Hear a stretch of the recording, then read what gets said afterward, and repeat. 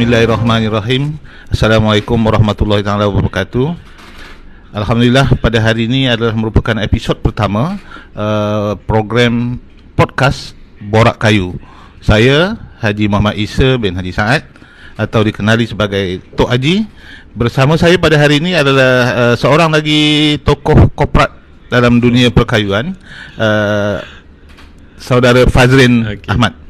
Okey. Assalamualaikum semua. Alhamdulillah, first episode kita Borak Kayu akan berkeudara di medsos semua setiap hari Rabu 10.30 pagi dan 11.30 pagi. Cuma hari ni dia agak lewat, technical sikit ada technical issue sikit. First time. So saya Abang Laser, Abang Fazrin kalau kat market ni orang kenal Abang Laser lah. Dan akan menjadi host dengan Datuk Haji ni setiap minggu, insyaAllah setiap minggu kalau diberikan kesihatan yang baik. Semoga kita istiqamah lah. Istiqamah insyaAllah. Dan pada hari ni kita ada tetamu jemputan. Tetamu jemputan ni tak asing lagi ni dalam industri kayu. Okey, dengan kita ni ada Tuan Haji Farosham bin Nazam Muhyiddin. Susah nak dapat dia ni. Susah. Dia banyak jawatan ni Okey. Tapi alhamdulillah kan hari ni kita dapat bersama beliau. Alhamdulillah kita dapat. Dan kalau boleh kita korek apa yang sepatutnya kita nak tahu mengenai satu PK, Persatuan Perabot Kayu-Kayan Bumiputera Malaysia, dan juga dari segi apa yang beliau buat lah. Okey. Rasa Tuan Haji boleh kenalkan dulu. Bismillahirrahmanirrahim. Assalamualaikum warahmatullahi wabarakatuh. Saya ucapkan ribuan terima kasih kepada Borak Kayu Podcast, Tok Haji kita, Tok Haji Isa, KWM Craft, dan juga Abang Laser kita, Abang Fazrin, Ahmad Fazrin kita. Jadi alhamdulillah saya ucapkan ribuan terima kasih kerana dijemput ke broadcast ini ataupun podcast ini di Borak Kayu di KWM Craft secara live. Hari ini kita secara live. Alhamdulillah, saya Farosham Nazam Muhyiddin, yang juga merupakan Presiden PEKA, Persatuan Pengusaha Kayu-Kayan dan Perabot Bumiputera Malaysia, serta juga Naib Presiden Dewan Perniagaan Melayu Malaysia, dijemput ke sinilah untuk kita sama-sama berkongsi insya-Allah apa yang kita dapat bersama-sama nanti mungkin memberikan manfaat kepada semualah. Jadi insya-Allah terima kasih atas jemputan. Tapi Tuan Haji nampak daripada Melaka ni sebenarnya. Tuan Haji Farosham ni daripada Melaka, tapi dia muda lagi lah kan. Macam yang Fazrin pun lagi muda. Belum 40 je ke? Dah 40 Haji. Lagi hari ni berapa bulan? 14 Hari ni 14. Lagi 3 hari dah Haji. 42 dah umur saya. Oh ya. Tapi tambah bulan. Tuan Haji Farosham pun belum 50. Jadi dia kira orang muda lah. Saya je lah yang berumur sikit. Tapi nampaknya macam Tuan Haji Farosham, PK ni merupakan satu platform untuk perusahaan kayu Bumiputera. Jadi apa agak-agaknya lah yang Tuan Haji nak bawa persatuan PK ni kepada usahawan-usahawan dan juga kita punya klientel kita. Jadi dari segi perkembangan, dari segi bantuan, ada tak bantuan-bantuan dari segi Tuan Haji boleh ceritakan sikit lah berkenaan dengan PK ni. Ada usahawan yang belum mengenali PK. Tuan Haji boleh ceritakan lebih terperinci lah berkenaan dengan PK ni. Persatuan PK. Pasal PK ni ada dua. Saya tengok kat TV ada PK, ada nama PK tapi berbeza pula dia punya persatuan. Ni PK ni adalah Persatuan Perabot ni. Betul. PEKA ataupun ada yang bercakap PK, ada yang cakap PEKA kan, insya-Allah. Jadi apa-apa pun persatuan ni dah lama dah wujud kan? Jadi dia dah wujud lebih pada 30 tahun. Kalau ikut ini adalah tahun yang ke-33 PEKA. Jadi diwujudkan pada Oktober 1991. Jadi adalah objektifnya adalah iaitu untuk bersatukan kita punya pengusaha kayu-kayan dan perabot Bumiputera ni untuk memajukan industri kayu kita, kayu-kayan dan perabot Bumiputera di negara kita ini, iaitu khas untuk Bumiputera lah. Jadi platform yang kita ada ni, persatuan ini adalah kita dapat bekerjasama, membantu satu sama lain di antara kita sebagai ahli persatuan. Dalam masa yang sama juga kita bekerjasama juga dengan agensi-agensi yang berkaitan dengan industri perkayuan negara kita. Contohnya MTIB, Malaysia Timber Council, MTC, FRIM dan sebagainya. Jadi matlamat kita sama, jelas, yang mana kita adalah untuk memajukan ahli kita dalam industri kayu kayan khasnya untuk Bumiputera, insyaAllah. Jadi kita ada beberapa matlamat lah utama dalam persatuan kita ini, insyaAllah. Dari segi benefit yang boleh diperolehi oleh usahawan tu apa benda, contoh-contoh yang boleh diperolehi lah. Okey. Antara matlamat persatuan kita ni adalah ialah itu kita menyediakan satu platform di mana pengusaha-pengusaha kayu kayan dan pelabur Bumiputera Malaysia ni dia boleh bekerjasama, jadi dia berkongsi tentang pengalaman dia, kemahiran dia, pengetahuan dia dalam industri kayu kayan khususnya. Dalam masa yang sama juga kita juga memperjuangkan dari segi kepentingan dan memperolehi sokongan daripada kerajaan untuk pengusaha kayu kayan dalam pelabur Bumiputera. Antara yang mana kerajaan bagi tumpuan kepada kita peka, yang mana kita juga adalah salah satu daripada ahli lembaga pengarah kepada Malaysia Timber Board, dan juga kita ada wakil di dalam Majlis Kayu Kayan Malaysia sebagai ahli lembaga pemegang amanah, dan juga kita juga ada wakil peka di dalam FRIM, Board FRIM ataupun ahli akademik di FRIM, Forest Research Institute Malaysia, FRIM. Daripada situ banyak perkara manfaat yang kita boleh dapat first hand punya information, yang mana daripada situ juga kita akan memberikan apa saja bentuk penyelidikan baru yang ada di dalam negara ini, maknanya kita akan war-warkan kepada members kita. Dari segi members ni, keahlian sekarang ni berapa ramai dah Tuan Haji? Alhamdulillah sekarang ni kalau tak silap kita ada 262 ahli. Ramai tu. 262 ahli. Dan peka ni unik sikit. Peka ni kita bukan hanya untuk orang cakap perabot saja, tidak. Jadi peka ni kalau apa saja industri perkayuan, tak kiralah dia daripada segi upstream, contohnya dia membuat penanaman hutan ataupun dia menebang pokok, masuk ladang hutan, buluh boleh masuk?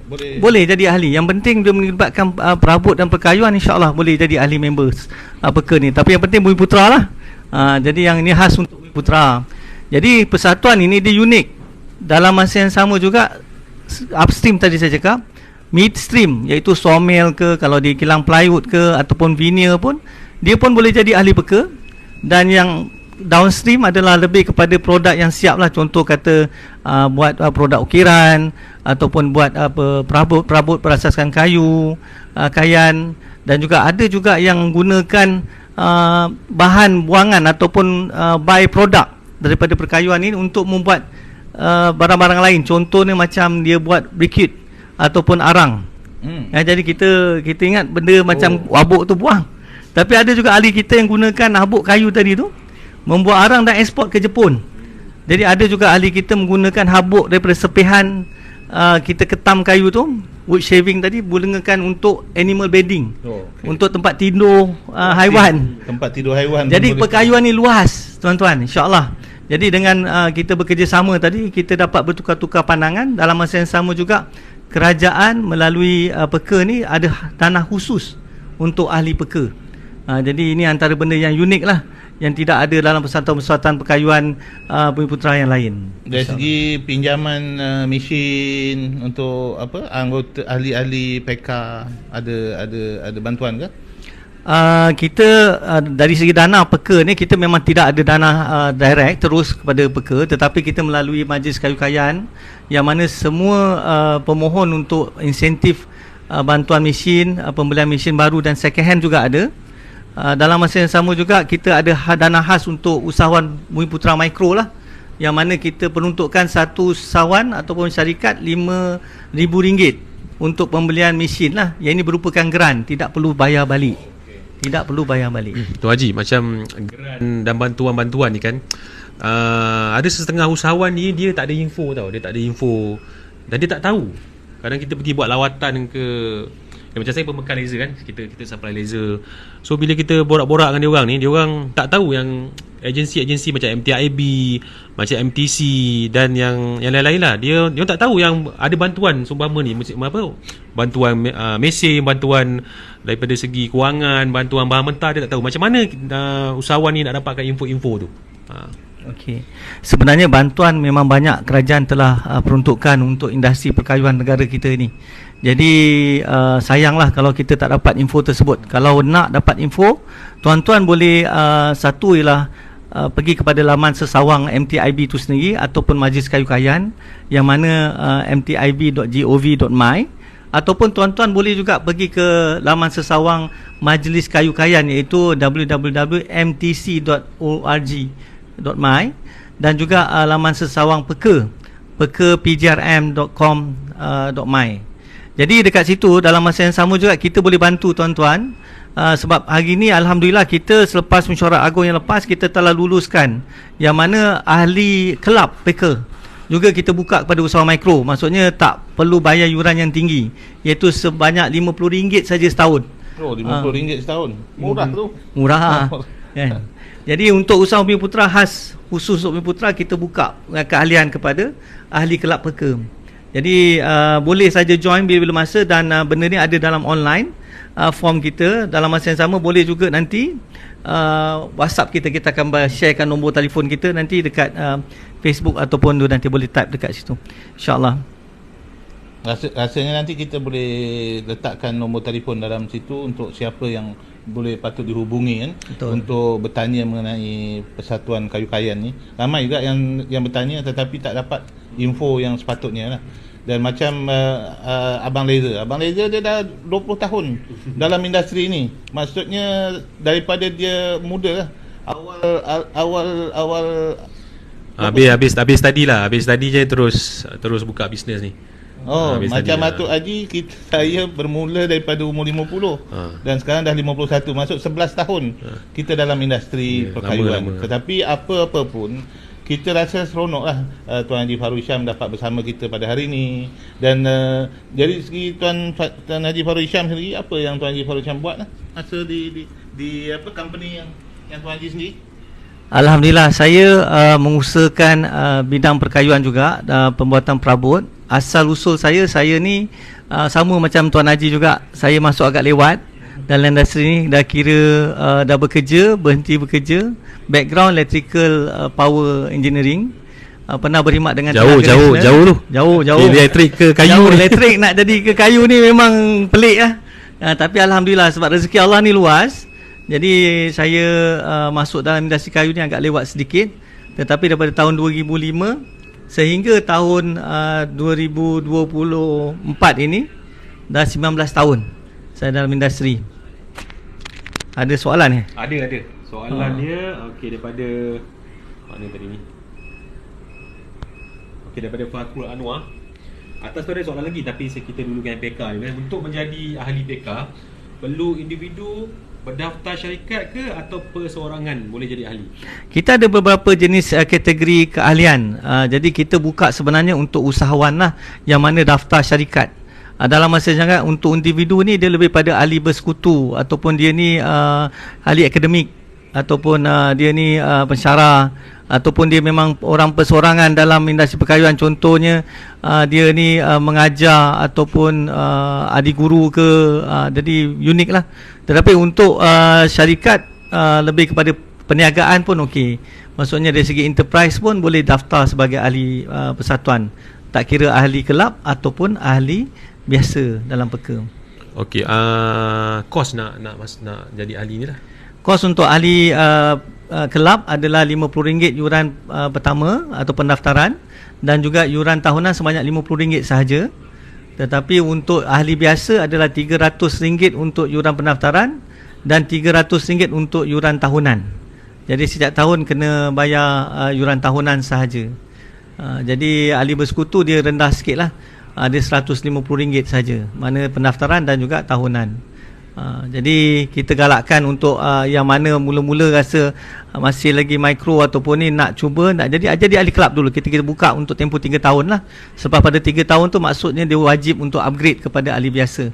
Ini adalah lebih pada membuka peluang. Kenapa? Apa advantage-nya, kelebihannya untuk menjadi ahli peka. Jadi bila dia join, insyaAllah dia akan tahu. Baru-baru ni Tuan Haji, kita adakan mesyuarat agung kita.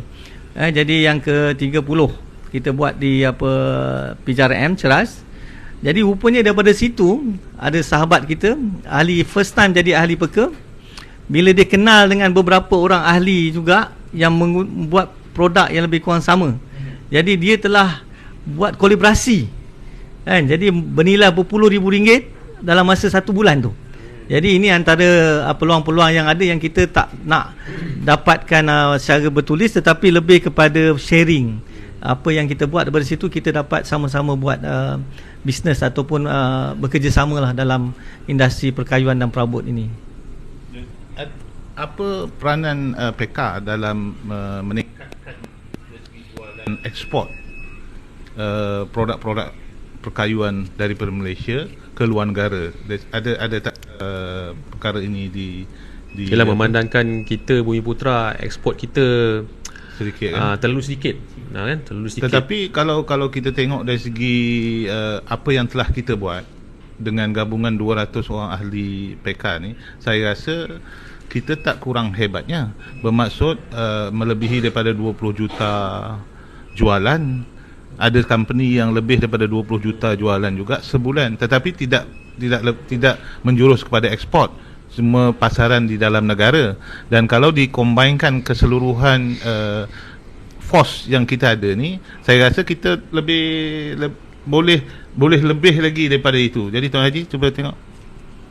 Okey, untuk pasaran ekspor, kalau ikut daripada data yang ada, memang kita penyumbang yang paling kecil di dalam industri ekspor ataupun pasaran luar negara. Tapi walau bagaimanapun Tuan Haji, kita persatuan, kita mendapat libat urus yang direct daripada Malaysia Timber Board untuk berbincang untuk bagaimanakah untuk kita meningkatkan pasaran ekspor di kalangan pengusaha Bumi Putra dalam industri ini. Jadi kita telah adakan pada tahun lepas adalah lebih kepada latihan, training kepada mereka yang berminat untuk buat ekspor, bagaimanakah pasaran ekspor tersebut dari segi penyediaan ilmu yang ada, perlu tahu apa itu ekspor, bagaimanakah bayaran yang dibayar dalam bentuk ekspor ini, dalam masa yang sama kontena dari segi kuantiti yang kita dapat ekspor dan sebagainya.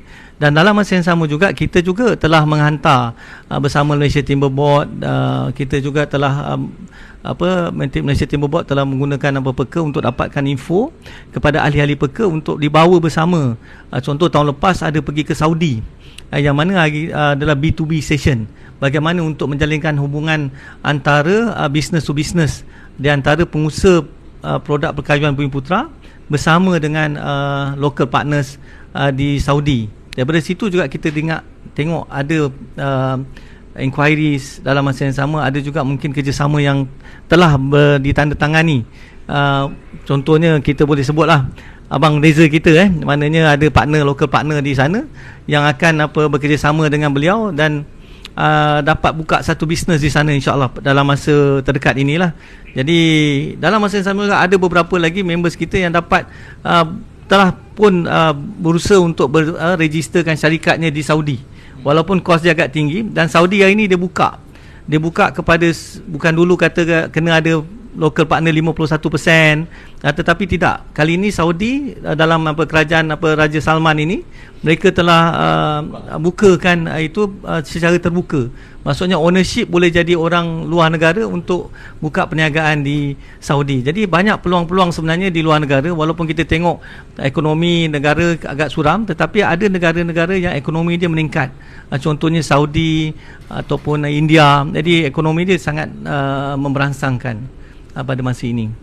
Banyak juga tahun ini insya-Allah kita juga akan adakan khusus lagi. Dalam masa yang sama juga kita akan adakan juga untuk B2B session lagi di negara lain pula. Itu antara benda-benda yang kita sedang jalankan Tuan Haji.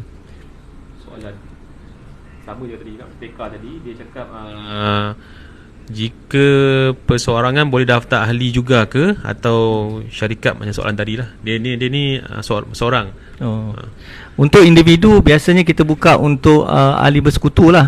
Tetapi dia kena dapatkan kalau contoh ahli bersekutu macam saya sebut tadi, lebih kepada ahli akademik ataupun penyelidik ataupun pengukir dan sebagainya, boleh jadi.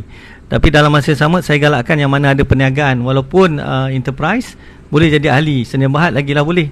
Jadi ada pertanyaan lain tadi berkenaan dengan company besar. Company kecil supply ke company besar untuk pasaran ekspor. Bagaimanakah program vendor lah. Saya kalau company kecil ni rasa saya konsep yang dulu lah, masuk konsep payung. Mungkin kita boleh buat konsep payung tu, maksud PK sendiri yang akan kenal pasti produk-produk yang sepatutnya company kecil supply kepada PK.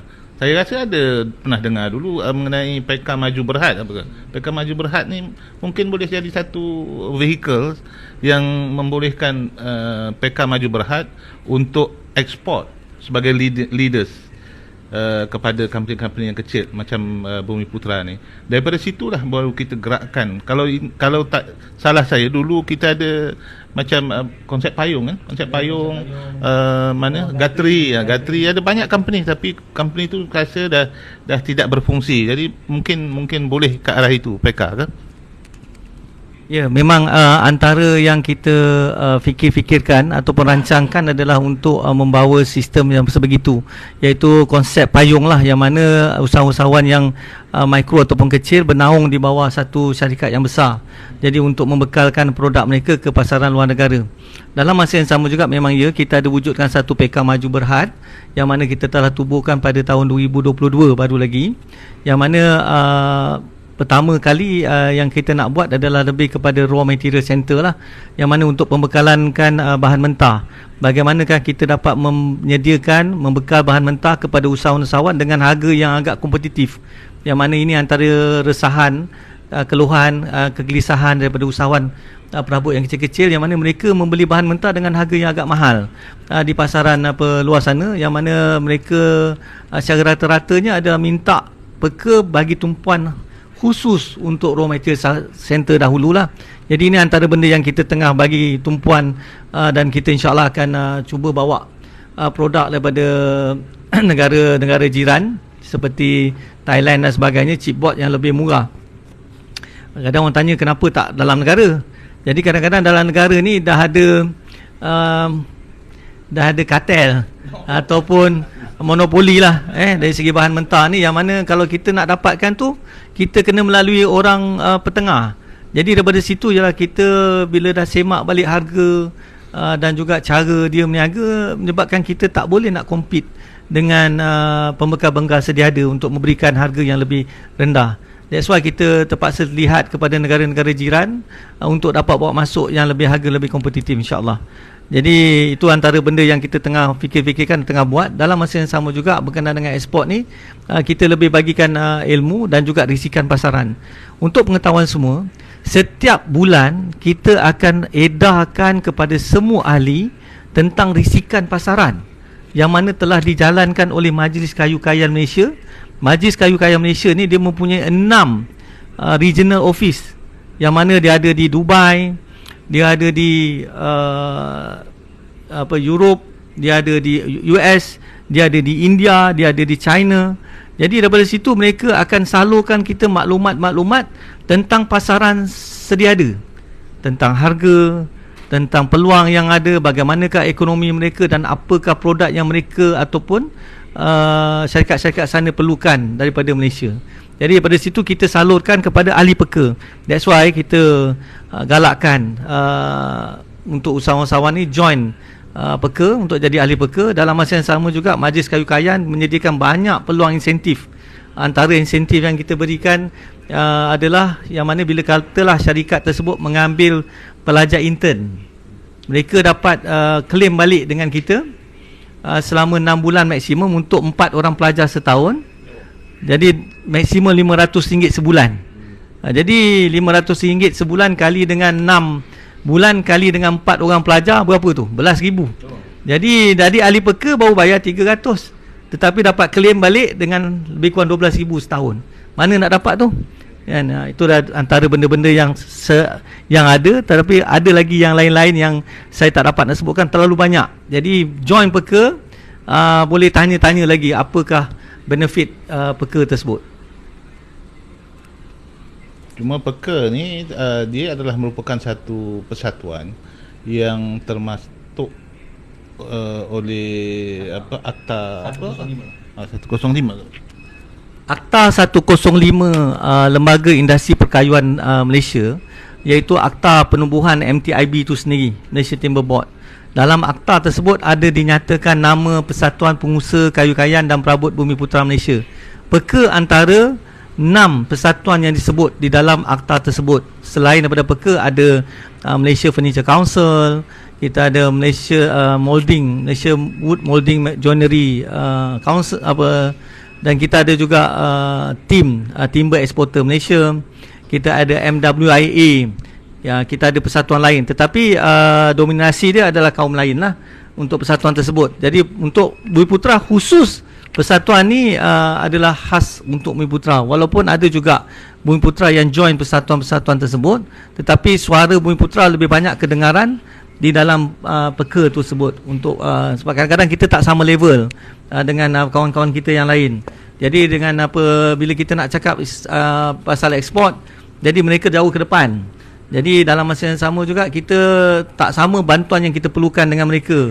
Jadi dari segi situ adalah suara untuk kita adalah khas, banyaknya dibawa melalui peka lah. Tu tim apa? Ada soalan? Bukan soalan lah Kak Zawati Zawati dia cakap kartel di Malaysia ni semua industri ada ya. Tak nafikan lah. Cuma yang apa yang kita nak ketengahkan podcast Borak Kayu ni, terima kasihlah maksudnya Tuan Haji Farouk Hisham sebagai Presiden Persatuan PK, dan kita bersama-sama hari ini kalau boleh kita bincangkan mengenai apa yang sepatutnya industri ini boleh diketengahkan, terutama sekali dari segi produk-produk. Kita akan panggil usahawan-usahawan yang kita akan select daripada seluruh Malaysia. Kita akan silih berganti di antara agensi kerajaan seperti MTIB, Malaysian Timber Industry Board. Kita ada MTC, Malaysian Timber Council. Kita ada FRIM, kita ada Kraftangan Malaysia. Dan daripada situ kita akan berbincang mengenai apakah peranan mereka dalam membantu usahawan-usahawan perkayuan. Dan kita boleh berbincang dan kita boleh bertanya antara kita, dan insyaAllah tetamu-tetamu jemputan kita akan menjawab soalan-soalan. Dan pada hari ini Tuan Haji Farouk Hisham sendiri adalah merupakan Presiden, dan di samping itu adalah Timbalan Presiden Naib Presiden Persatuan Dewan Perniagaan Melayu Malaysia. Tengok, maksud daripada Melaka pun jadi Presiden. Presiden yang dipertua. Jadi bayangkan sibuknya Tuan Haji Farouk Hisham, tapi alhamdulillah dia meluangkan masa pada hari ini, dan kita agak lewat sikit pada hari ini Abang Leza. Itulah kita lewat sikit. Tak apa. Ni soalan lagi apa tadi? Boleh ke setiap usahawan perkayuan pembeli terus bahan mentah dari agensi tertentu? Okey, untuk menjawab tentang pembelian terus bahan mentah daripada agensi tertentu. Sebenarnya agensi-agensi ni dia tak berniaga. Dia tak boleh berniaga lah. Jadi memang ada kadang-kadang kalau kita tengok daripada Jabatan Perhutanan tu sendiri, kalau di Melaka kita tak ada hutan simpan sangat, lebih pada hutan rekreasi. Apabila pokok-pokok tumbang di kawasan hutan rekreasi tersebut, nanti dia akan tenderkan untuk bahan mentah tu. Jadi boleh beli, memang boleh beli. Dalam masa juga frame juga kadang-kadang dalam tempat dia juga ada pokok-pokok yang diorang terpaksa potong berbahaya, yang dia akan keluarkan tender ataupun sebut harga untuk kita boleh belilah kayu-kayu tersebut.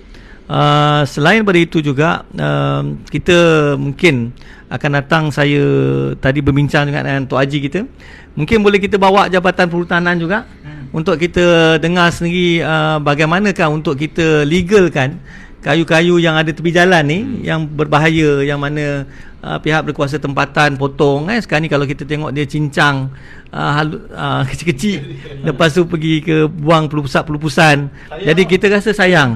Ini antara benda yang kita rasa akan datang, kita nak minta jasa baik, ataupun bagaimanakah kita boleh ubah dasar atau gubal sedikit undang-undang untuk mempertimbangkan tentang Bumi Putera ni, bagaimana kita boleh dapat bahan mentah dengan harga yang agak kompetitif, yang mungkin murah untuk kita gunakan. Jadi sebenarnya saya nampak Bumi Putera ni khasnya untuk orang Melayu kita, dia dari segi seni halus, kreativiti dia tu memang sangat tinggi. Memang tinggi, tak dinafikan. Tak ada bangsa lain, kawan-kawan kita lain tu yang boleh menandingi kita dari segi ukiran kayu, dari segi menilai kayu, dari segi aspek untuk bagaimana kita buat dapat nambah baikkan ataupun meningkatkan harga kayu tersebut. Jadi ini antara kreativiti yang kita buat. Kita mungkin tak sama dengan kawan-kawan kita yang lain yang boleh buat mass production dengan beli mesin berjuta-juta, jadi membuat pengeluaran yang agak dengan harga yang murah. Tetapi kita boleh dengan dari segi seni kita tadi tu, kita lebih tinggi nilai dia. Walaupun barang produk kita hasilkan tak banyak, tetapi dari segi harga ataupun nilai tambah dia lebih tinggi, unik dan kreatif. Betul tak? Kak Zawati, kalau kayu jati ni boleh dibeli dari Perbadanan Kemajuan Negeri Perlis. Wah, tu cantik tu. Kayu jati tu cantik tu. Ya, betul. Dan Amir Azmi ni, cawangan PK ni ada dekat semua negeri ke? Kita tak ada dari segi negeri-negeri. Apa yang kita ada cuma di pusat saja. Yang mana pejabat kita adalah di tingkat 19, nombor 19F, tingkat 19, Menara PGRM 1, Ceras, Kuala Lumpur. Jadi ada satu saja kita punya pejabat di situ saja buat masa ni. Terima kasih. Kayu jati ni maksudnya kita boleh beli daripada Kemajuan Negeri Perlis. Perbadanan. Saya tak Perbadanan. pasti. Mungkin sebagai apa ni? Tanaman tu adalah Memang Kak Zawati ni lah nanti boleh berhubung dengan dia lah. Sebab dia ni pun usahawan kayu jati ni, Zawati kan. Dia kayu jati. Daripada kayu dan bahan mentah yang sesuai dibuat produk kayu jangka masa panjang, sebagai contoh buloh. Okey. Ni dia bagi tahu lah ni. Okey, berkenaan dengan kayu jati tu, kita ada beberapa ahli kita di Perlis. Antaranya MTH Jati, Jati Mas. Kak Zawati ni mungkin ambil kayu daripada Perlis. Jadi memang Perlis ni kalau you tengok, uniknya Perlis ni, kawasan utara ni, dia punya suhu dia panas. Dia memang agak tinggi, lebih lama sikit daripada kita selatan ataupun tengah ni. Jadi memang jati tu lebih besar. Pokok dia compare tu, kalau kita tengok tepi highway kawasan Southern kita lambat besar. Jadi memang kerajaan ataupun state government, mereka memang tanam pokok jati tepi jalan dia. Kalau you tengok dekat jalan state dia tu, jalan negeri dia, memang banyak pokok jati dan banyak orang sekarang ni, dan dia juga ada kawasan tanaman khas untuk jati, yang mana ada yang members kita juga ahli peka untuk mungkin beli dengan Perbadanan Kemajuan Negeri Perlis ni, dan dia proses dan dia jadikan papan. Mungkin ada, kalau ada siapa yang berminat dengan papan jati ni juga, nanti saya akan share juga kontak dia. Kalau you boleh berhubung dengan kita, beritahu kat situ minat, InsyaAllah saya akan bagi nombor telefon members kita kat sana juga. Lepas tu berkenaan dengan buloh. Buloh ni satu tanaman, kalau ikut daripada definisi kita di Malaysia, buloh adalah grass. Dia adalah rumput. Dia tak termasuk dalam perkayuan. Tapi walau bagaimanapun, Kementerian Peladangan Komoditi kita memberi tumpuan juga untuk buloh, sebab dia antara pokok yang paling cepat tumbuh ataupun dia fast growing lah. Jadi memang kita ada skim di bawah MTIB untuk tanaman buloh, selain daripada pembangunan program pinjaman ladang hutan. Tetapi MTIB juga ada program untuk komuniti tanaman buloh, yang mana hari ini banyak giat telah dijalankan dan boleh digunakan. Tetapi masalahnya ialah satu, takers kita kurang. Industri kita yang menggunakan buloh sebagai abang mentah ni kurang. Mungkin kita kena tengok mana satu dulu, mana satu kemudian.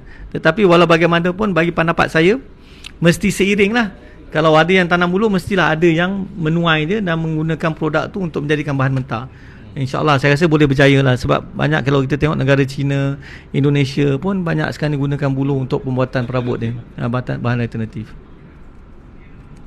Wah, menarik juga topik kita hari ini. Betul, alhamdulillah. Dan kita akan ke udara lagi pada minggu depan, di mana kita akan jemput usahawan. Selang seli lah. Maknanya minggu ni kita agensi. Persatuan, dan minggu berikutnya kita akan bawa usahawan. Jadi jangan lupa untuk saksikan podcast Borak Kayu. Dan banyak perbincangan-perbincangan yang menarik untuk diketahui oleh umum lah.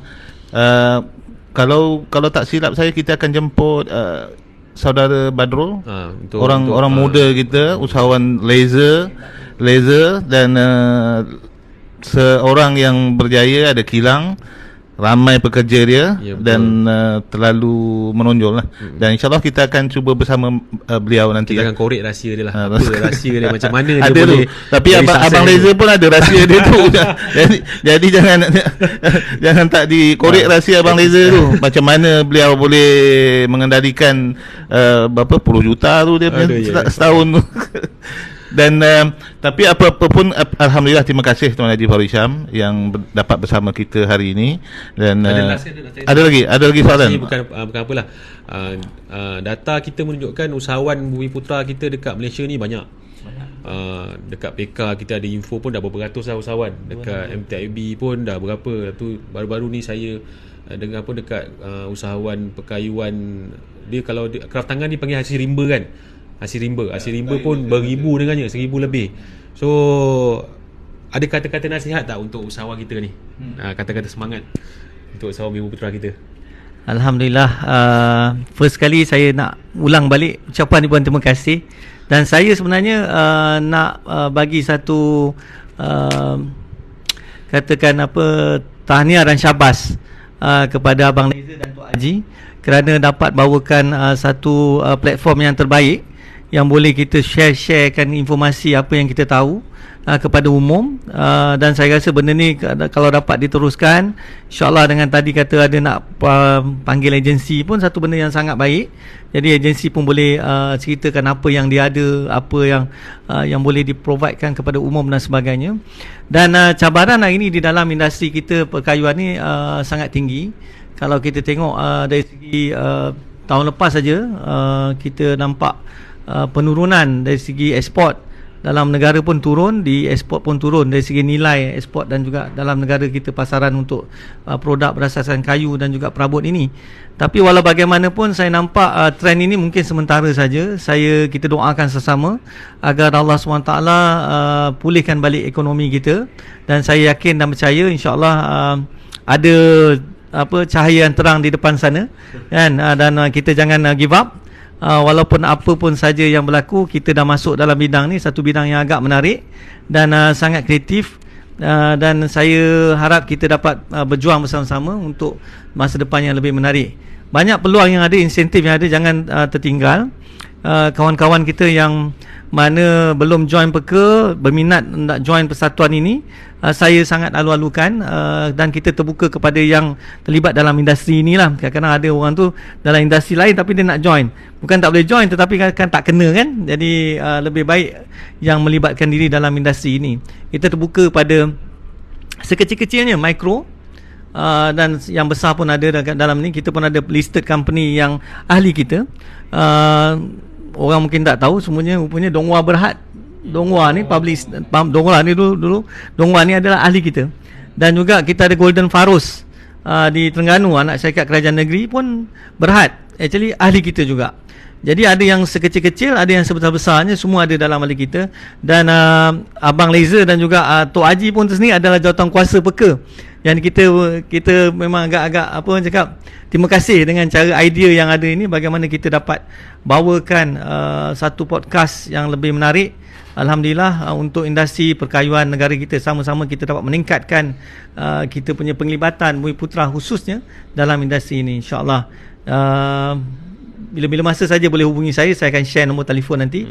Di dalam itu mungkin kita save Boleh, yang ni kita save, lepas tu kita akan bagi nombor telefon dan boleh berhubung dengan saya insya-Allah dalam masa ke depan. Terima kasih sekali lagi. Rasa tak puas hati dengan tak puas hati dengan Tuan Haji Bercolote ni. Nanti kita WhatsApp. Okey, kena buat 2 episod ni PK punya cerita je, kena 2 episod. Tak habis cerita. Dia lama boring pula nanti. Terbaik PK.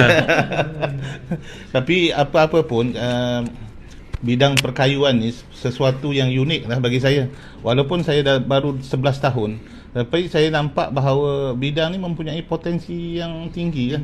Tinggi. Walaupun background saya sebelum ni adalah merupakan daripada pegawai bomba, penjawat awam, masuk ke construction, bomba punya construction, dalam bangunan. Tapi bila masuk ke bidang perkayuan ni, dia lebih sikit lah, kerana kita bermula daripada hobi kan. Daripada hobi tu rasa saya dia lebih menampakkan hasil dia. Macam mana Abang Reza? Daripada mula dulu, macam mana boleh cebur benda ni? Saya dulu kerja sebenarnya. Habis grad terus kerja 6 bulan je. So masa kerja tu saya nampak laser cut ni. Sebab saya dalam industri laser cut. Tahun berapa tu? Tahun berapa? Tahun kerja tu tahun 2002. Tahun 2002 saya kerja 10 tahun. Saya kerja 6 bulan lah. Saya kerja 6 bulan. Saya cakap ni aku nak berniaga lah. Aku nak berniaga.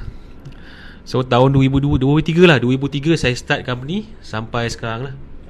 Sampai sekarang. So jatuh bangun tu biasalah, normal. Jatuh bangun tu biasa. Tak semua boleh sukses terus. So benda tu dari pengalaman kita lah. Dia belajar daripada pengalaman. Sampai sekarang ni dah 20 tahun lah, 20 tahun. Alhamdulillah. Memang tak ubah lah. Tak ubah laser cut daripada dulu sampai ke sekarang. Daripada harga laser cut tu RM100,000, sekarang harga mesin tu pun RM5,000-6,000 dah dapat dah. So produk ni, laser cut yang produk ni terlalu banyak lah dia punya ni. Dia punya apa panggil? Dia punya penghasilan. Saya pun dah tak boleh nak follow lah. Terlalu banyak. Kreatif, korang kreatif je, korang berjaya lah. Tu. Banyak produk Banyak yang boleh pelbagai dihasilkan. Banyak. Banyak produk. Dan kalau kita tengok dari segi laser cutting punya industri, saya rasa kita Bumi Putra dah melebihi daripada kaum lain rasanya. Kalau tak silap saya. Dan kita telah ada, kalau tak silap saya, lebih daripada 200 syarikat. Lebih kalau dalam grup WhatsApp je dekat 300 dah. 300 tu semua syarikat tu, bukan sendirian tu, semua syarikat. Dan kita dengar lah minggu depan kita dengar kita punya bersama Cik Badrul, Borak Kayu bersama Badrul Hisham. Apa company Synapsis ataupun dia dah Mahligai sini. Laser Cut Malaysia lah, Laser Cut Malaysia. Dalam TikTok pun ada tu. Mana-mana platform. Semua ada. Rajin dia. Kita akan dengar lah dia punya rahsia dia daripada awal sampai ke dia sukses macam ni. Dan kita pun Borak Kayu, kita harap PK dapat bersama-sama kita lah, bersama-sama Borak Kayu untuk memajukan industri. Kerana kita asalnya matlamat kita sama. Kita ingin memajukan industri perkayuan di dalam negara kita. Dan kita cuba bincangkan ada masalah. Baru-baru ni ada pula masalah mengenai buang harga. Buang harga. Jadi isu tu nanti kita akan buat lah episod berapa nanti. Kita akan kupas nanti. Banyak lagi nanti. Kenapa nak buang harga? Sampai kalau kita sendiri kan, kalau kita nak buang harga, kita penat pun. Kita nak berniaga, kita penat. Tak ada untung nak buat apa kita berniaga. Jadi perkara-perkara inilah yang akan mematikan industri itu sendiri. Jadi nanti kita akan buat topik itu supaya kita kupas lagi mengenai buang harga ni. Dan juga persaingan. Jadi adakah persaingan yang sehat yang kita perlukan? Jadi kita mengucapkan terima kasih pada Tuan Haji Farouk Hisham yang dapat bersama-sama kita pada hari ini. Dan kita harap support daripada dia lah. Kita pun minta support daripada agensi-agensi kerajaan yang lain. Ini merupakan satu episod pertama. Jadi salah silap kita, mohon maaf. Dan jumpa lagi minggu depan. Dan Abang Fazrin? Abang Reza? Itulah insyaAllah. Alhamdulillah. Maaf daripada kami kalau ada tersalah, terkurang ke sebab first time buat ni. Minta maaf ni. Dengan tak dengar speaker, tukar mic. Kita beginner. Kita akan improve. Bajet tak ada ni. Kita akan improve lagi semasa ke semasa. InsyaAllah. Support daripada industri. Mana lighting yang komen tadi, lighting tak cerah, kita akan cerahkan lagi tempat ni. InsyaAllah.